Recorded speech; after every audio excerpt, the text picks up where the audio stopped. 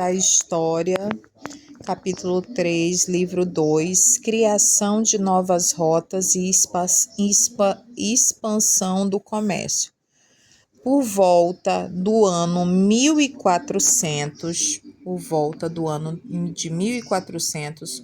os mercadores europeus iniciaram as viagens até os mercados de especiarias orientais, produtos raros de origem vegetal, que tinham diversas finalidades.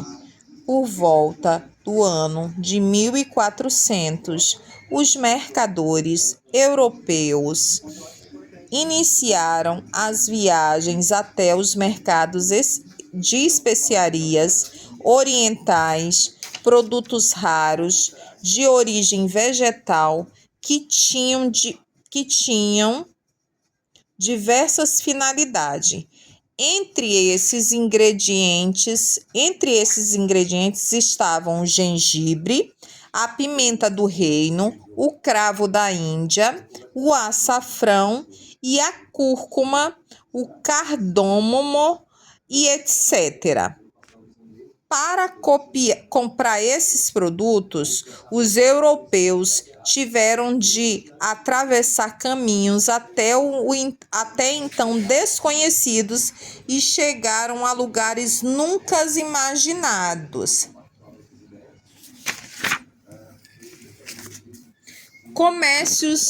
O comércio de especiarias. Deixa eu botar assim para mim poder enxergar. Atualmente, especiarias como a pimenta, o gengibre e a canela, o cravo e o açafrão são facilmente encontrados em qualquer supermercado ou feira. Atualmente, especiarias como pimenta do reino, o gengibre, a canela, o cravo, que pode ser cravo da Índia, também é o nome, e o açafrão são facilmente encontrados aonde? Em supermercados ou feiras. Entretanto, há cerca de 600 anos, esses produtos eram raros e valiosos, muitos cobiçados pelos europeus. As especiarias tornaram-se itens importantes no mercado dos mercadores e rendiam muito dinheiro. Além das especiarias, porcelanas e sedas chinesas, marfim, pedras preciosas e tapetes orientais também chamavam muita atenção dos europeus. Então, além das especiarias, no comércio dos mercadores, também no comércio de especiarias, algumas coisas também chamavam a atenção, além das especiarias, como as porcelanas. O que mais, Maria Fernanda? As porcelanas, diamantes. Eu tô dando exemplos que eu sei, tá? As sedas chinesas, os chineses, marfim, pedras preciosas. Como exemplo de peças preciosas para citar? Ouro, prata, diamante. Isso, pedras preciosas. Vamos focar no que está no conteúdo. E tapetes orientais também chamavam muito a atenção dos europeus. No entanto, todos esses itens eram difíceis de serem encontrados, pois os pontos de venda desses produtos ficavam muito distantes da Europa, em regiões orientais conhecidas como Índias. Isso. Apenas mercadorias árabes, genoveses e venezianas, esses dois últimos povos que viviam no atual Itália, tinham acesso facilitado a essas regiões, pois controlavam a rota do mar Mediterrâneo. Isso, que liga o continente europeu ao Asiático. Outros mercadores da Europa consideravam-se em grande desvantagem em relação aos árabes, genoveses, venezianos, pois negociando os produtos do Oriente com eles. Sempre quando tiver essas palavras em negrito, que é escuro, é importante lembrar. Então vamos lá. Outros mercadores da Europa consideravam-se em grandes desvantagem em relação aos árabes, genoveses e venezianos, pois negociando os produtos do Oriente com eles, estavam reféns da cobrança de preços elevados. A única forma de conseguir comprar especiarias a um baixo custo seria negociar diretamente com os povos orientais, mas para isso seria necessário a criação de novas rotas comerciais até o Oriente, sem passar pelo mar Mediterrâneo. Portugal é o país que protagonizou o processo de desenvolvimento de uma rota para chegar às Índias. Filha, presta atenção aqui, mamãe.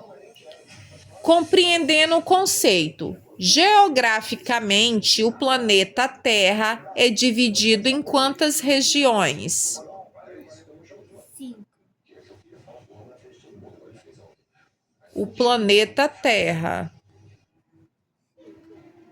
O planeta Terra é 6. em 4 regiões. O planeta Terra é dividido em 4 regiões: Norte, Sul, Ocidente, que é o Oeste, também, Oriente, que é o Leste.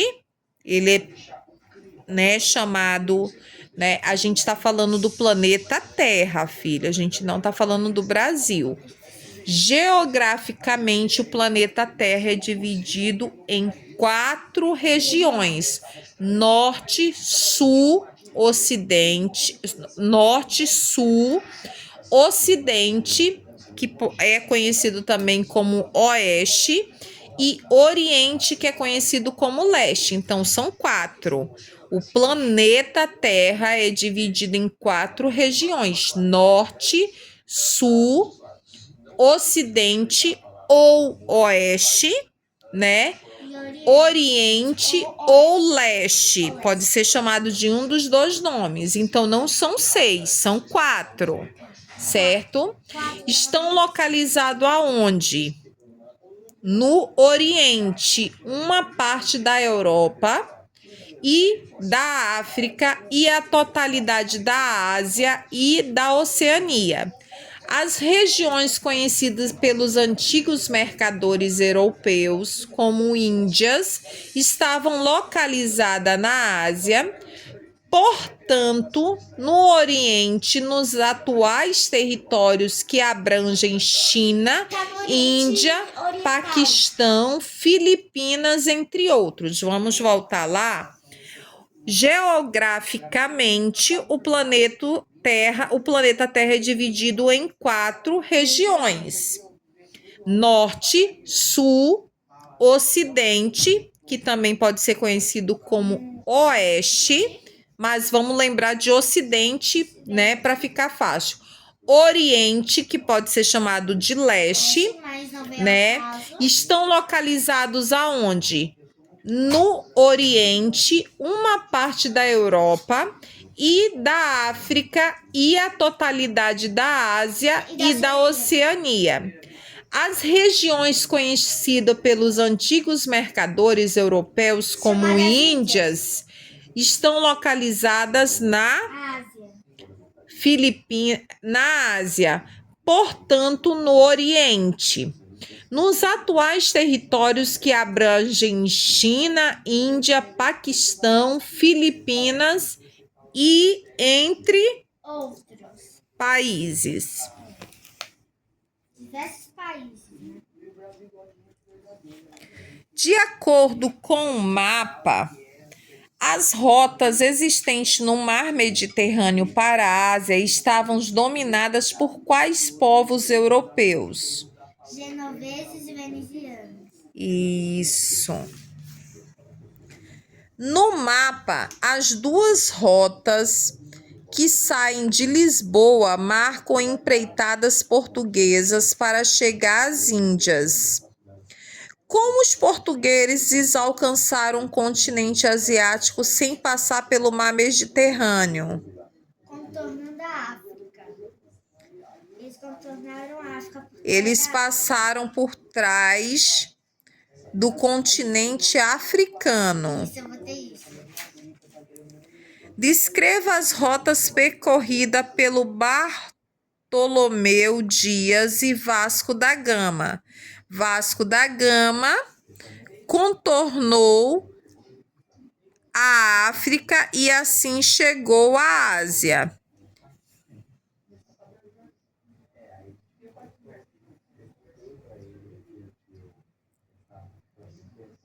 Aí a mamãe não tá entendendo o que você escreveu aqui.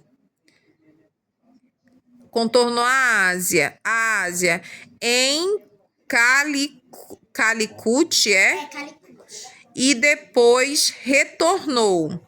Bartolomeu Dias saiu de Lisboa, contornando o litoral africano até chegar no sul da África. No cabo do que, filha? Boa Esperança. No Cabo da Boa Esperança. Ela ficou tão feia assim. Não, mamãe não estava conseguindo enxergar. Ó, mamãe tem que botar até o livro assim para mamãe poder enxergar, ó. As novas técnicas de navegação. Ao longo do século... Que século? Século V. X, isso, um X e um V, século XV. 16. O conhecimento que os navegadores europeus tinham sobre as viagens marítimas era muito limitada. Não existiam mapas preciosos que pudessem guiá-los com exatidão, e os aparelhos de navegações não eram tão eficientes. Por isso, a maior parte das viagens marítimas aconteciam em locais muito próximos aos litorais, pois os navegantes não se sentiam confortáveis para se afastar da costa e viajar para mares mais distantes. Navegar para lugares desconhecidos não era uma tarefa simples, nem para os navegadores mais experientes. A necessidade comercial de encontrar uma nova rota até as Índias levou os europeus a aperfeiçoar as práticas de navegação. E com isso, alguns instrumentos importantes foram criados e outros mais antigos foram aprimorados. Veja a seguir alguns instrumentos que foram muito importantes para o processo da expansão marítima. Você lembra quais foram, filha? Os fenícios. Né? Não, filha. Qual foram? Entendeu? Os instrumentos. Ah, os instrumentos. Entendeu os que foram? A bússola e tem outro ali, um nome difícil. Quadrante náutico. É. Você sabe o que é o astrolábio? Sim. A mamãe vai falar para você relembrar. O astrolábio era um instrumento utilizado para medir a altura dos astros acima do horizonte. Como os navegadores utilizavam a posição das estrelas para se localizar, por meio deste instrumento, eles conseguiam calcular a localização em que estavam e a direção para a qual estava indo. A bússola é um instrumento de localização que contém todos os pontos cardeais da Terra: norte, sul, leste, oeste. Então, são quantos, filhos? São 4. Norte, sul, oeste e leste. Isso. A bússola é um instrumento de localização que contém todos os pontos cardeais da Terra: norte, sul, leste e oeste. Sua agulha magnética sempre aponta para a região norte do planeta, tendo a informação precisa de onde estava o norte. Ficava muito mais fácil se orientar durante as navegações, filha. Tá. O quadrante náutico era um instrumento de navegação que, com formato de um quarto círculo, aqui é ele, ó. O quadrante náutico era um instrumento de navegação que, com formato de um quarto de círculo, um peso amarrado ao centro permitia que os navegadores encontrassem a exata localização da estrela polar, auxiliando na orientação e localização das embarcações.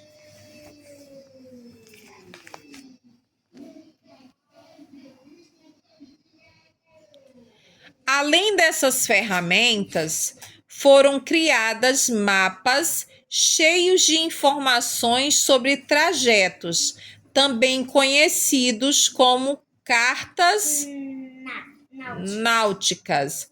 Outro aperfeiçoamento importante nesse período foi o das embarcações. Durante os séculos XV e 16. As caravelas. Vamos voltar aqui, que ficou meio confuso. Outro aperfeiçoamento importante nesse período foi o das embarcações, que foi criado o quê? As caravelas. Em que século? Século XV. E 16. As caravelas é um tipo de embarcação que existia desde o século XIII.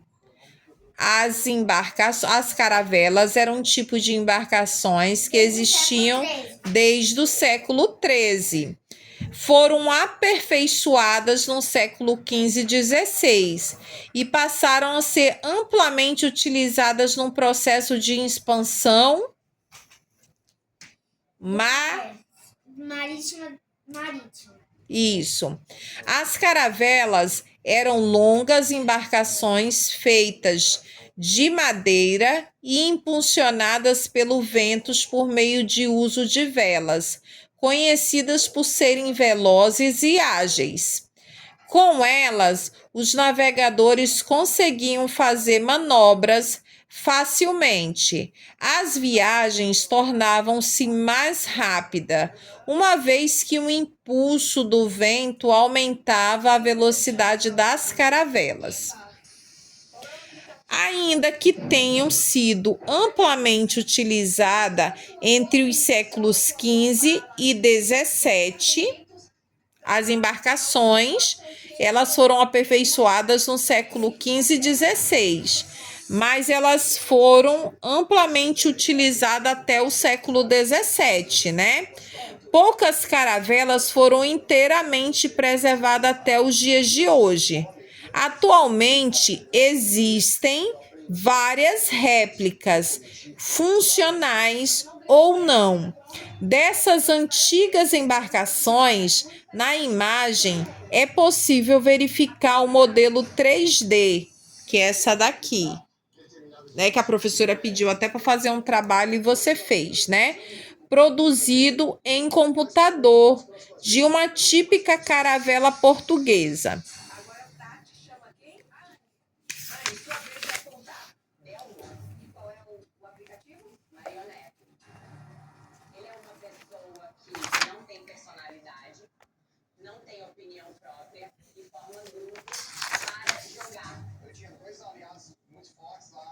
o Mar Tenebroso. Apesar das inovações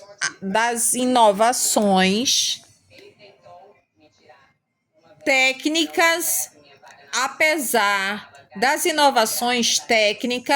as viagens marítimas enfrentavam muitos desafios. As embarcações não eram confortáveis nem higiênicas para a maior parte dos tripulantes, e os alimentos, por vezes, não duravam até o final do trajeto.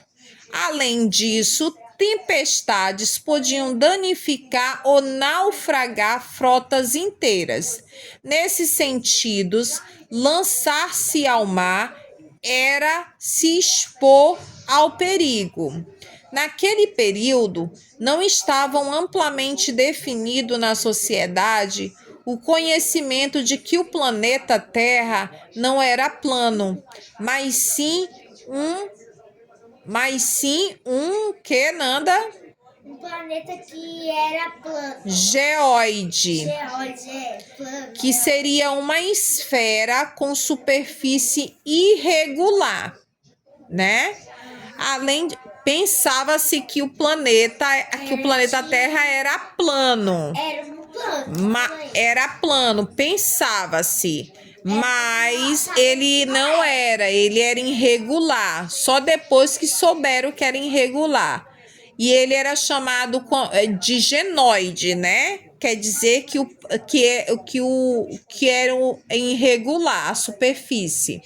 Além disso, havia a crença de que o mar era habitado por monstros marinhos, que eventualmente poderiam devorar embarcações e tripulações inteiras. Na época, o Oceano Atlântico era particularmente conhecido por ser habitado por monstros hostis aos navegadores. Por isso foi apelidado de Mar Tenebroso. Isso. Fernando Pessoa, poeta que escreveu entre o século XIX...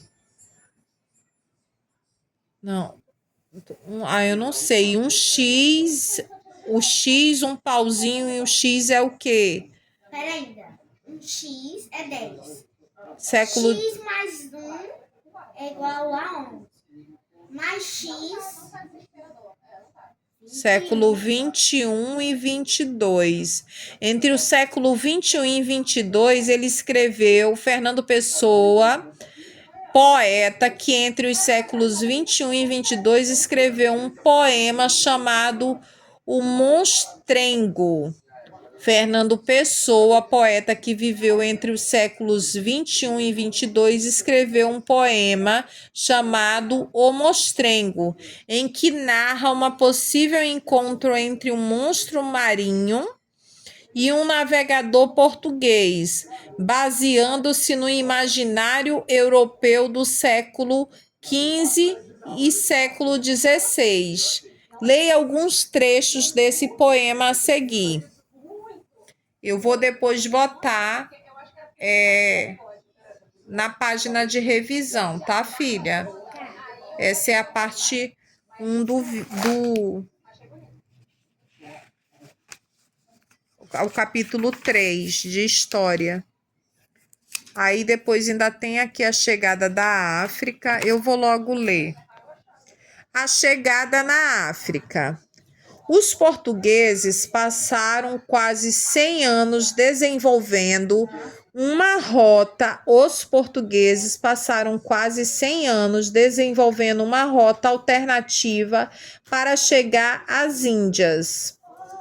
Como vimos no início do capítulo, essa nova rota consistia em contornar um continente pouco conhecido por eles até então, a África.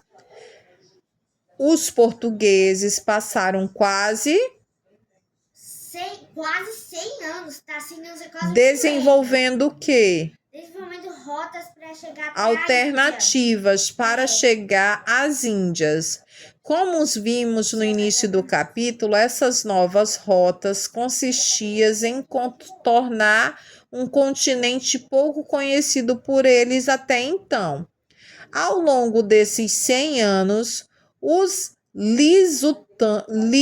lusitanos avançaram lentamente ao longo da costa africana, instalando pontos estratégicos de defesa e comércio.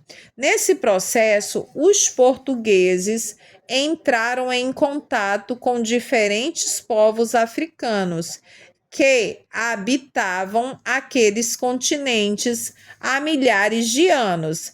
Esses povos tinham crenças, culturas e costumes próprios. Os portugueses encontraram grandes cidades na África, como os reinos de Mali e do Congo. Com o objetivo de obter ganhos econômicos, esses povos desenvolveram relações comerciais lucrativas na costa africana e passaram a atuar principalmente no comércio de pessoas escravizadas, ou seja, de pessoas que foram capturadas no continente africano e deslocadas para outros locais com o objetivo principal de se tornarem mão de obra em diversas atividades econômicas na época. É importante ressaltar que pessoas escravizadas não eram vistas como pessoas, mas como objetos e, portanto, eram vítimas de muita violência ao longo da vida. Também é fundamental ter em mente que os africanos que foram submetidos a esse processo não o aceitaram passivamente e ofereceram muita resistência às condições impostas pelos europeus. A escravização das populações africanas gerou consequências que perduraram por muito tempo ao longo da história do Brasil e do mundo. Há alguns séculos, por exemplo, nem mesmo grandes historiadores reconheciam a importância dos povos africanos para o desenvolvimento cultural brasileiro, valorizando assim apenas referências advindas da cultura europeia.